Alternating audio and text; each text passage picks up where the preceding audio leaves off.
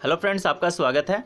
हम जो है वो नेट सेट जेआरएफ के जो टेस्ट है उसके बारे में पढ़ रहे थे, जिसका पार्ट ए हमने डाल दिया था। ये दूसरा पार्ट है। कुल 75 प्रश्न थे, जिसमें 40 प्रश्न हमने डाल दिए हैं। इसमें 35 क्वेश्चन के साथ है वो दूसरा पार्ट डाल रहे हैं। काफ़ी इंपॉर्टेंट प्रश्न है। आप पूरा देखिए वीडियो को, आपको वास्तव में अच्छा लगेगा। चलिए फिर से पढ़ते हैं। भौतिक कारकों द्वारा चट्टानों का ढीला और कमजोर पड़ना क्या कहलाता है? भौतिक कारकों के द्वारा चट्टानों का ढीला और कमजोर पड़ना क्या कहलाता है? तो रासायनिक कारकों द्वारा तो वियोजन कहलाता है, और भौतिक कारकों द्वारा कहलाता है विघटन। तो विघटन कहलाता है, आप ध्यान रखिएगा। नेक्स्ट है, अपक्षय को नियंत्रित करने वाले कारक कौन से हैं? अपक्षय को नियंत्रित करने वाले कारक कौन से हैं? जलवायु है, या ढाल का स्वरूप है, वनस्पति है, या सभी हैं? तो सभी है वो अपक्षय को नियंत्रित करते हैं। नेक्स्ट है, किस क्षेत्र में रासायनिक अपक्षय सर्वाधिक होता है? उष्ण आर्द्र क्षेत्र में, मानसूनी क्षेत्र में, उष्ण शुष्क क्षेत्र में, या सभी में? रासायनिक अपक्षय है वो होता है उष्ण आर्द्र क्षेत्र में, तो इसका उत्तर होगा उष्ण आर्द्र।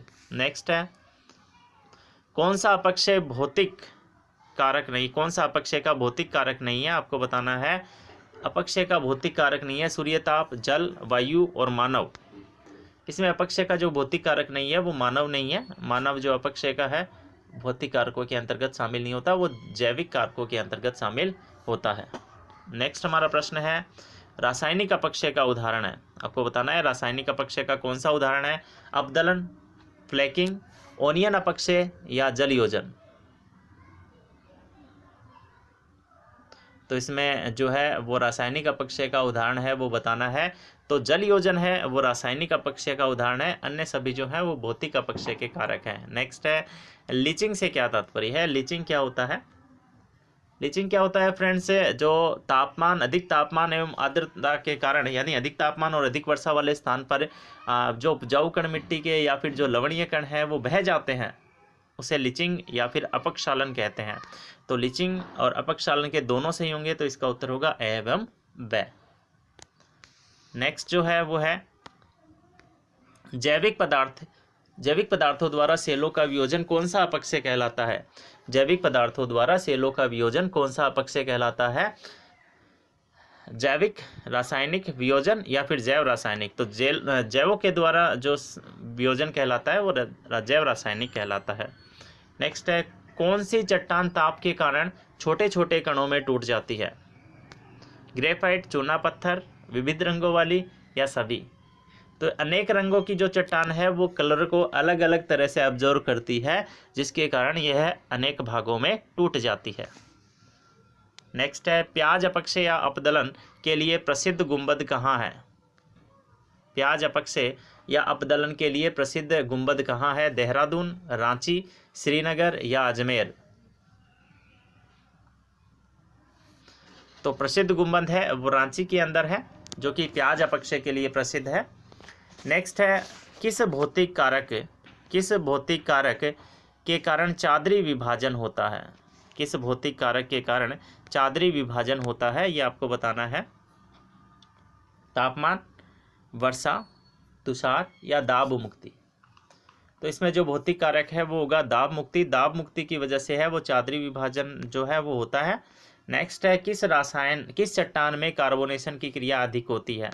कौन सी चट्टान है जिसमें कार्बोनेशन की क्रिया अधिक होती है? तो कार्बोनेशन की क्रिया है वो ज़्यादा चूना पत्थर के अंदर होती है। नेक्स्ट हमारा प्रश्न है, हाइड्रेशन या जल योजन द्वारा कौन सा खनिज काओलिन मृत्तिका में बदल जाता है?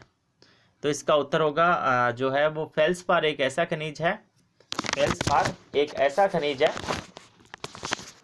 जो रासायनिक एक ऐसा खनिज है जो जल योजन के द्वारा है वो काओलिन मृत्तिका के अंदर बदल जाता है, तो इसका उत्तर होगा फेल्सपार। नेक्स्ट है, चक्रीय पद्धति से संबंधित हट्टन अध्ययन, चक्रीय पद्धति से संबंधित अध्ययन है वो हट्टन ने कब किया? सबसे महत्वपूर्ण प्रश्न है, बहुत बार ये परीक्षा में आ चुका है, काफ़ी बार, अनेक बार ये पूछा जा सका है। तो अभी जो आरपीएससी फर्स्ट ग्रेड का एग्जाम हुआ था उसके अंतर्गत भी आया था। तो सर्वप्रथम चक्रीय पद्धति से संबंधित जो अध्ययन है वो स्कॉटिश भूगोलवेत्ता हट्टन ने किया था सन 1785 के अंदर किया था। न आदि का कोई अंत है, न आदि का कोई पता है, न ही अंत का भविष्य। ये किसने कहा था? ये संकल्पना है वो भी हट्टन ने दी थी। इसी आधार पर हट्टन ने है वो एकरूपतावाद का सिद्धांत दिया था। मैं साथ में जो प्रश्न बता रहा हूँ उन्हें भी ध्यान में रखिएगा, ये काफ़ी इंपॉर्टेंट है। नेक्स्ट है, डेविस ने अपना भौगोलिक चक्र सिद्धांत कब प्रस्तुत किया? डेविस ने जो अपना भौगोलिक चक्र सिद्धांत है वो 1899 के अंदर प्रस्तुत किया था, और इन्होंने अपना सिद्धांत है वो त्रिकूट के आधार पर दिया था, यानी 3 शब्द दिए थे जिन्हें डेविस के त्रिकूट कहा जाता है। नेक्स्ट प्रश्न यही है, तो डेविस के त्रिकूट में शामिल नहीं है समय, विकास, प्रक्रम और संरचना। तो इसमें जो है वो विकास शामिल नहीं है, संरचना, प्रक्रम और समय या अवस्था को डेविस का त्रिकूट है वो कहा जाता है। विकास तो है वो समय या अवस्था के आधार पर पेंक ने इस शब्द का प्रयोग है वो किया था। नेक्स्ट हमारा प्रश्न है, डेविस के अनुसार, मतलब डेविस के अनुसार कौन सी क्रिया होती है आपको बताना है। डेविस के अनुसार पहले उत्थान होता है फिर अपर्दन होता है, तो ये हमारा जो बे ऑप्शन है वो सही होगा। डेविस के अनुसार पहले उत्थान होता है, यानी उत्थान समाप्त होने के बाद ही अपर्दन होता है। नेक्स्ट, डेविस ने अपने ग्राफ में सागर तल से निरपेक्ष ऊंचाई को यूजी कहा था, जी कहा था। सागर तल से न्यूनतम ऊंचाई को एलसी कहा था। मोनाडनाक को प्रदर्शित किया, एकदम सही है, यानी सारे तथ्य हैं अब वो सही हैं। नेक्स्ट है, डेविस के अनुसार सरिता दीर्घीकरण की प्रक्रिया किस अवस्था में होती है? सरिता की लंबाई है वो कौन सी अवस्था में बढ़ती है? तो अधिक अपर्दन के कारण, गहरे अपर्दन के कारण, तरुणावस्था में है वो सरिता की जो है वो लंबाई बढ़ती है, तो ये अपने को ध्यान में रखना है। तरुणावस्था में शीर्षवती अपर्दन होता है जिसकी वजह से लंबाई है वो बढ़ती जाती है। नेक्स्ट है, किस अवस्था के अंत तक जलप्रपात समाप्त हो जाते हैं? तो सर्वाधिक अपर्दन जिस अवस्था में होता है उसमें ही जलप्रपात है वो समाप्त हो जाते हैं। तो सर्वाधिक अपर्दन की गति है वो तरुणावस्था में होती है। नेक्स्ट है, किस अवस्था के अंदर पार्श्विक अपर्दन प्रारंभ हो जाता है? कौन सी अवस्था है जिसमें पार्श्विक अपर्दन प्रारंभ हो जाता है? तो सबसे पहली अवस्था में तो लंबवत अपर्दन होता है, दूसरी अवस्था में लंबवत अपर्दन धीमा हो जाता है, प्रौढ़ावस्था होती है, और पार्श्विक अपर्दन है वो प्रारंभ हो जाता है। लंबवत अपर्दन है वो तीसरी अवस्था में, यानी कि जीर्णावस्था तक जो है वो समाप्त हो जाता है, जबकि पार्श्विक अपर्दन है वो जीर्णावस्था में भी रहता है। तो प्रारंभ है उसका प्रौढ़ावस्था में होता है। नेक्स्ट है, किस अवस्था में नदियाँ मिनांडर का निर्माण करती हैं, यानी विसर्प का निर्माण करती है?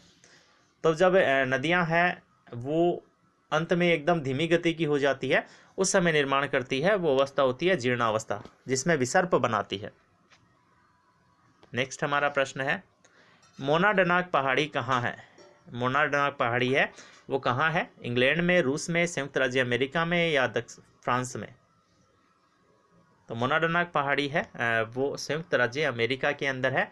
ये भी महत्वपूर्ण प्रश्न बनता है। नेक्स्ट है, डेविस ने अंतिम रूप से निर्मित समप्राय मैदानों को क्या कहा है? तो डेविस ने अंतिम रूप से जो निर्मित है वो समप्राय मैदान को पेनी प्लेन कहा है। इन्हीं मैदानों को जो है वो पेंक है, उन्होंने इन्हीं मैदानों को है वो अलग नाम दिया है, इंड्रप कहा है, जबकि डेविस ने उसको पेनी प्लेन कहा है। नेक्स्ट है, विश्व में सर्वाधिक गलत समझे गए भू आकृति विज्ञानवेत्ता कौन है? तो विश्व के अंदर सबसे ज़्यादा गलत समझे गए भू आकृति विज्ञानवेत्ता है वो पेंक है, क्योंकि पेंक ने अपनी कठिन जर्मन भाषा में है वो सिद्धांत दिए थे। इतने कठिन होने की वजह से है उनके सिद्धांतों को समझना है वो काफ़ी कठिन हो गया है, यहाँ तक कि इसकी अंग्रेजी अनुवाद है वो भी आसानी से नहीं हो पाया, इसलिए इनके सिद्धांतों का बहुत बार गलत अर्थ है वो निकाला गया है, इसलिए इनको सबसे ज़्यादा गलत समझा गया है। आदर्श ढाल का सबसे ऊपरी भाग क्या कहलाता है? तो ढाल सिद्धांत के अंदर, ढाल विकास के सिद्धांत के अंतर्गत आदर्श ढाल है उसके जो है वो सबसे ऊपरी भाग है उसको उत्तलता कहा जाता है। हम आगे चित्र में आपको बताएंगे भी कि उत्तलता किसे कहते हैं। चलिए देखते हैं आगे चित्र में हम आपको बताते हैं। ये रहा, इसमें 4 भाग है, तो सबसे ऊपरी भाग है उसको उत्तलता कहा जाता है। इसमें हमने पूछा आपको सह से किस प्रकार के ढाल को है वो प्रस्तुत किया जाता है, तो सह तीसरा है। यह एकदम से सरल रेखीय ढाल होती है, सह वाली सरल रेखीय ढाल होती है। इस सरल रेखीय ढाल को है वो सम ढाल भी कहते हैं। इसे स्ट्रेलर ने प्रशांत ढाल कहा है। एक स्ट्रेलर नाम का विद्वान है जिसने उसे प्रशांत ढाल कहा है। नेक्स्ट है, इसी चित्र के अनुसार जो बै द्वारा किस ढाल को प्रदर्शित किया गया है, बै के द्वारा किस ढाल को प्रदर्शित किया गया है, यानी ये ढाल आपसे पूछा है। नेक्स्ट प्रश्न के अंदर प्रश्न ये है, बै के द्वारा है वो मुक्त ढाल और भृगु ढाल दोनों को प्रदर्शित किया गया है, तो इसका उत्तर होगा द। नेक्स्ट प्रश्न की ओर चलते हैं। पहाड़ी ढाल के सबसे नीचे वाली ढाल को किस नाम से जाना जाता है? तो पहाड़ी ढाल का सबसे नीचे वाला भाग होता है, उसे किस नाम से जानते हैं आप बताइए। मुक्त ढाल, भृगु ढाल, प्रशांत ढाल, अवतल ढाल। हम तीनों की चर्चा पहले कर चुके हैं, तो अवतल ढाल ही रहता है, तो अवतल ढाल के नाम से जाना जाता है। नेक्स्ट है, ढाल पतन का सिद्धांत किसने प्रस्तुत किया था? ढाल पतन का सिद्धांत। तो ढाल पतन का सिद्धांत है, ढाल पतन का सिद्धांत किसने प्रस्तुत किया था? आपको बताना है इसका उत्तर डेविस, पैंक, किंग या वुड। तो डेविस ने प्रस्तुत किया था। इसका एक प्रश्न है वो पक्का आना है फ्रेंड्स, तो यहाँ से ज़रूर आप है वो ध्यान से इसको देखिए, क्योंकि प्रश्न है वो आने की संभावना है वो बढ़ जाती है। नेक्स्ट है, ढाल प्रतिस्थापन सिद्धांत है वो किसके द्वारा प्रस्तुत किया गया? ढाल प्रतिस्थापन सिद्धांत। तो ढाल प्रतिस्थापन सिद्धांत है वो पैंक के द्वारा प्रस्तुत किया गया था, तो इसका उत्तर होगा पैंक। पहाड़ी ढाल चक्र सिद्धांत किसने प्रस्तुत किया था? पहाड़ी ढाल चक्र सिद्धांत। तो पहाड़ी ढाल चक्र सिद्धांत है वो किंग ने प्रस्तुत किया था, तो तीसरे 72 का उत्तर होगा किंग।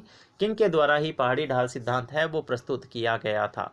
जो प्रश्न बता रहे हैं जो काफ़ी इंपॉर्टेंट छांट के बता रहे हैं, हो सकता है इनमें से ही लगभग प्रश्न है वो आ जाए। नेक्स्ट है, अन्नाच्छादनात्मक ढाल सिद्धांत है वो किसने प्रस्तुत किया था? अन्नाच्छादनात्मक ढाल सिद्धांत किसने प्रस्तुत किया था? Davis, पैंक, king, would. तो इसका एक रह जाता है वुड। हमने चारों के एक एक सिद्धांत है वो बता दिए हैं, लगभग एक जो है वो परीक्षा में प्रश्न है वो इनमें से आ सकता है। नेक्स्ट है औसत ढाल सिद्धांत है। औसत ढाल प्राप्ति का प्रथम प्रयास किसने किया था? औसत ढाल प्राप्ति का प्रथम सिद्धांत है वो किसने किया था, किसने प्रयास किया था, जिसमें औसत ढाल है उसकी प्राप्ति के लिए? तो सबसे पहले जो प्रयास है वो फिस्टर वाल्टर ने किया था। फिस्टर वाल्टर ही वो विद्वान थे जिन्होंने सबसे पहले ऐसा प्रयास किया था। नेक्स्ट है, औसत ढाल का निर्धारण कर मानचित्र निर्माण व ग्रिड विभाजन किसने किया?